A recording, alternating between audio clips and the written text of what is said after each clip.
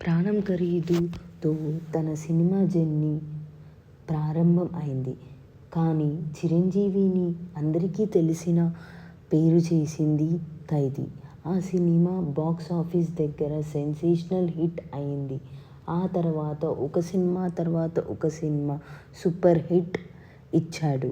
'Challenge', 'అడవి దొంగ', 'యముడికి మొగుడు', 'gang leader', 'Tagore', 'Shankar Dada MBBS' తన కెరియర్ని ఇంకా పెద్ద రేంజ్కి తీసుకెళ్ళాయి. ప్రతి సినిమాలో ఒక కొత్త స్టైల్, కొత్త డాన్స్, పవర్ఫుల్ పర్ఫార్మెన్స్తో ఆడియన్స్ని మెస్మరైజ్ చేశాడు. 1990స్లో చిరంజీవి తెలుగు సినిమాలో నెంబర్ 1 హీరోగా నిలిచాడు.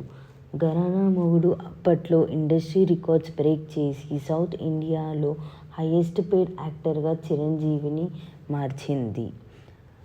అయినా సినిమా కేవలం హిట్ కాదు, రికార్డ్స్ థియేటర్స్ ముందు ఫ్యాన్స్ క్యూస్, హౌస్ఫుల్ బర్త్స్, సెలబ్రేషన్స్ కామన్ అయ్యాయి. చిరంజీవి సినిమా రిలీజ్ అయితే తెలుగు స్టేట్స్లో ఒక పండగలాగా ఉంటుంది. అయినా సక్సెస్కి main reason hard work, discipline, different రోల్స్ని ట్రై చేయడం అండ్ ఆడియన్స్కి కొత్త ఎంటర్టైన్మెంట్ ఇవ్వడం. అందుకే చిరంజీవి కేవలం హీరో కాదు, తెలుగు సినిమాలో ఒక ఎరా.